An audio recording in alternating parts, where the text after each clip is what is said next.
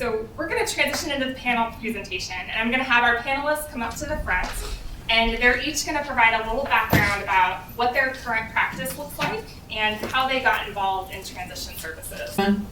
Yeah, there it is. Okay. So I'm Dr. Irene Dietz. I work at Metro Health. I've been there close to 20 years. I'm in my 20th year. So I run the Division of Comprehensive Care. So our program has been around since 1959, taking care of children with complex medical conditions. But since 2004, we've had partners that are internal medicine pediatrics. So the way that we do transition is a little bit different because individuals have the option to continue to see, my partners are all internal medicine pediatric, double board certified. So we can transition you anytime. We try to start having the conversation at age 12, but there's no 100% age, except I really can't follow people beyond age 25.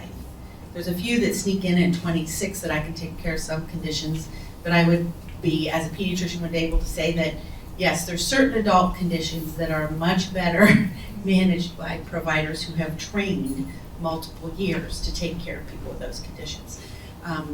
But then there's information that I have from your medical record or about your childhood onset disability that I can provide to them. So for your primary care, you stay within our program. Since I'm at Metro Health, we can have individuals then see specialists. So we try to identify throughout those teen years, like if you're being followed by a pediatric cardiologist, do you have a condition that needs to transition to an adult cardiologist? Or same thing if you have, kidney specialist or a surgeon or who needs to do it. So that's sort of how we do it. Hi, my name is Dr. Eileen Herbert. I work at the Cleveland Clinic, and I work at the Richard E. Jacobs facility, which is out in Avon, Ohio. And I'm in internal medicine, so I take care of patients who are 18 and over. And I've always had an interest in helping people with developmental disability. And I've worked with a group that was started by a doctor at the Cleveland Clinic who also works with patients with developmental disability. And we have done different programs, research programs, and pulled in some of the community support people to try to improve the overall healthcare for people with developmental disabilities. So that's kind of how I got interested in it. And I've been working with that group for several years, and I've been in practice for 22 years. Oh, Here. I thought you were sitting next to you. So hi, I'm Bill Smucker. I'm a family physician. I work at SUMA. I teach in the residency program there. And so I'm sort of humbled to be here and kind of embarrassed that I'm here on a couple of levels. So we are just starting this process. We're really just several months into accepting patients from Children's Hospital, and we've been working in collaboration with them. Our plan is to build a medical home that will meet the needs of children with complex needs. So we have a multidisciplinary clinic within our clinic, our usual clinic, where we have certain providers coming. We're intending to expand the people who come. So when you're there, you might see 2, 3, 4 people. Always will see social work, palliative care, pharmacy, me, or one of my partners, and then perhaps cardiology or pulmonology, depending on the condition. So we are also basically building our program pretty much one patient at a time because we didn't know what exactly to prepare for. So as we meet people who have additional needs, we're then looking for others. But the reason that we took on this challenge is I wasn't thinking, I was feeling, as they say, right? So they came to me and said, what do you think of this problem? I said, well, we have to do it. And ever since then, we've been figuring out how to do it. So I have great team members at SUMA. I've been working well with the folks at Children's, and we're having ongoing meetings. And so I would say that what's exciting to me about what we're going to be able to build and the size of the build is that our senior leadership are very supportive of this, and so also true at Children's Hospital. One of my main motivations is not necessarily to have more stuff to do in the office, but to prevent the stories that I heard from the caregivers groups that I met with, mostly moms, which were frankly heartbreaking about their bad experiences in the emergency department, their bad experiences in the hospital, and so we have embryonic programs in the emergency room, within the nursing services, and then in our clinic as well, to make that to make our sterile white hospital, well, we're not gonna make it more colorful.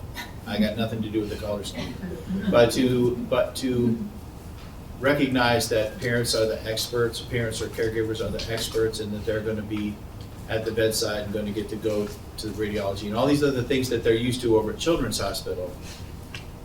And my dream is that by doing more of what they do, we will fundamentally transform the way we take care of adults in the hospital. The one last thing I'll say about us is we provide care both in the outpatient and the inpatient arena. So if our people get hospitalized, of course many of them will require the care of a specialist, but our team will be the primary service. So the medical home team will see them there.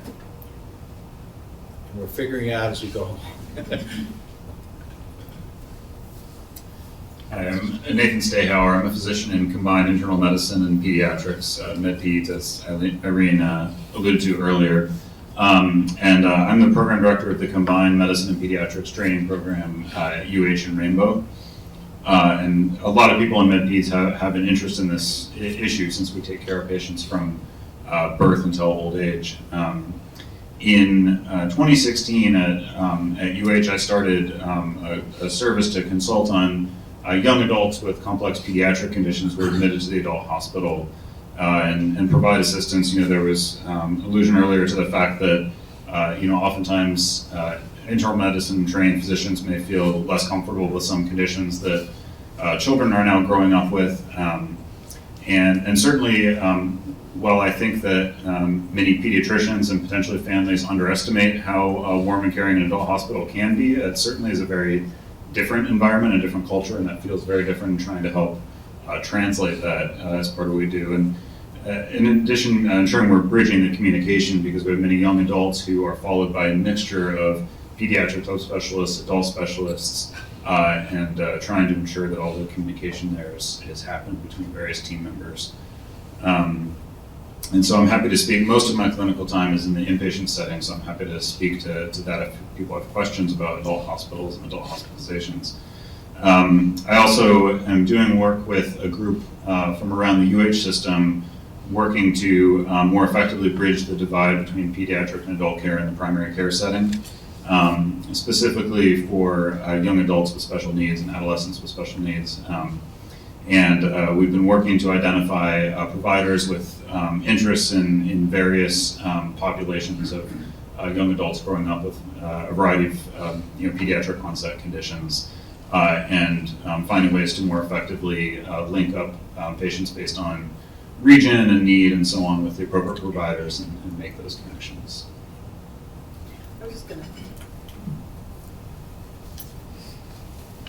So I've been doing this a long time, but I have a perspective too. One of the things, so when we look at those adult hospitals, we say they're cold and they're sterile. I think they're also efficient. And I think we need to think about that too, because as someone who's been doing this a lot of years, and when I started out in talking about transition, we talk about, well, this is what's wrong with adult hospitals, right? They don't have whole care teams. Well, for some of us, and some of you as, you may be at a point like, we're done with having the 3-hour spina bifida clinic. Your young person or that's young adult says, I know my body. I will go see the urologist for 30 minutes once a year. And I will go see the orthopedist when I need them. And I will see my primary care doctor and get my shots in a 20-minute visit once a year. And I'll add that up because you want to see me for 3 hours twice a year. And I work. So I think it's important for us too so I sort of took this on like, oh my goodness, and it was so scary and how to train our people. But I think we need to look at there are some efficiencies in adult care, and I think that we need to look at that and training individuals. So I've really sort of changed over the last 10 years of my practice. And I think that's one of the opportunities we have here when we're all meeting too, to talk as is like, what can we share about that? And how we can help you work toward that, like what do you need to know and what pieces? Because we'll find trends in medical practice, but we all are gonna, the individual's still the individual. So your program's not embryonic. I mean, I think everybody is an N of one. Yeah, true.